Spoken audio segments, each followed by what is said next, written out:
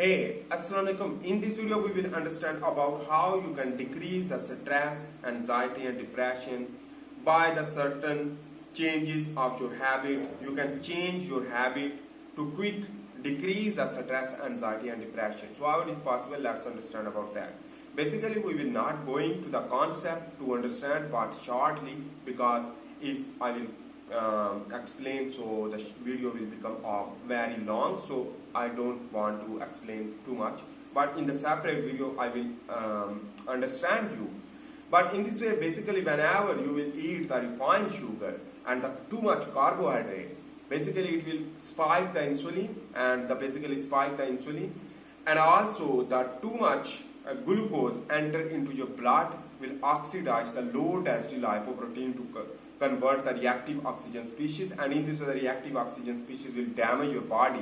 Even the inflammation, low degree inflammation, as well as the stress, anxiety, and depression can be progressed, because your brain will not function and your brain requires the glucose, but the glucose will not provide to your brain. In this way the brain fog, stress, depression can be possible. The feeding to the nervous system, feeding to the neuron will not possible when in this way the neurodegeneration will occur. In this way your brain will basically going to decline the activity, and that is why the memory loss, cognitive impairment, dementia, brain fog, and the neurodegeneration, which that like Alzheimer's disease and the Huntington disease, a lot more disease which that possible due to the intake of the too much sugar. Basically the sugar spike the insulin while buffer the growth hormone. The sugar basically spike the insulin and buffer the growth hormone. When buffer the growth hormone, so in this way your all micronutrient will not progress, not absorb, not function properly, because the deposition and the metabolism of the micronutrients like calcium, magnesium, potassium, as well as the copper, which that is important for the fat loss, for the growth of the muscle, for the function of the muscle, prevention of the fatigue, and provide the oxygen due to the iron, which that is important for the growth of the muscle as well as the normal tissue function. And in this way it will not work properly, because the growth hormone will decrease, will lead to already stress progress more. So the stress, anxiety, and depression will increase. Like the alcoholism, whenever you will intake the alcohol, which that lost the all micronutrient, which that is essential for us, and in this way the loss of the alcohol basically increase the urination also, and the glucose also increase the urination. In this way the urination also trigger the loss of the potassium too much and calcium, and in this way the loss of the potassium and too much calcium, which that is not restored easily, because you are not good habit to eat good food. And in this way basically you can prevent that things via stop the glucose intake like refined sugar, carbohydrates, a lot more things like pizza, burger, and jalebis, as well as samosa, pakode. So a lot more things which that trigger the insulin spike will inhibit the growth hormone. Growth hormone also inhibit the buffering of the growth hormone, will lead to increase the fat gain. So not lose of the fat, but fat will increase.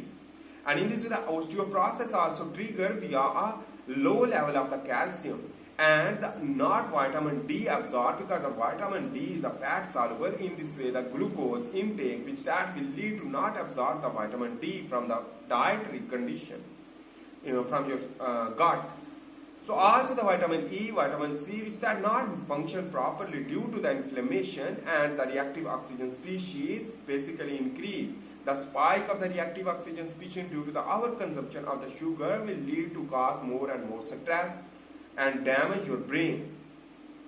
Anyhow, let's understand about how to correct that things. So that is the important things.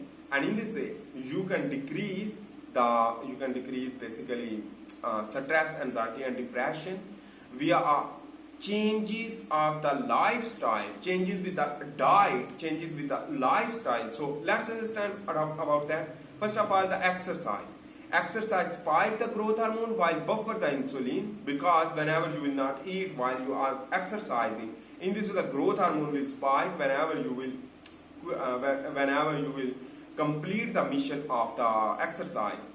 But in this way, basically the growth hormone will spike while the buffer of the insulin, and in this insulin hormone sensitive lipase enzyme are present in your adipose tissue will activate due to the exercise, and in this the hormone sensitive lipase enzyme will break down of the fat. In this the fat will be loose while the free fatty acid and glycerol will provide the energy to the muscle via a beta oxidation of fat, and in this way your free fatty acid will break down, and in this way basically to produce more ATP, and in this way the efficient way to gain the muscle and provide the energy. While on the other hand, basically whenever you will stop the sugar, which that basically buffer the insulin and increase the growth hormone. So in this the growth hormone will lead to increase the hormone sensitive lipase enzyme, while also the insulin like growth factor 1, which that is important for the growth of the muscle. So in this way basically you also decrease the depression via increase the growth hormone due to the ketogenic diet and exercise. So exercise, and the number 2 is the ketogenic diet. Ketogenic diet also buffer the insulin. In this way the anxiety, stress and depression will decrease due to the increase the growth hormone while buffer the insulin. On the other hand, the fasting, which that also buffer the insulin, and in this way the glucose will not enter. In this way growth hormone will spike for the holding of the all micronutrients as well as vitamin for the function. And on the other hand, the fat will be loose during the fasting state. While during the fasting state, the exercise is must for quick response and quick result. Anyhow, the third one is that the caloric restriction, high protein diet, but in the form of caloric restriction, like high protein, low fat, and very zero carb, so you can improve yourself. Anyhow, this is the things, and the last one is the sleep, which that also spike the growth hormone while decline the insulin. In this way, whenever the insulin will decrease, so the growth hormone will spike. When growth hormone will spike, will lead to ultimately decrease the depression.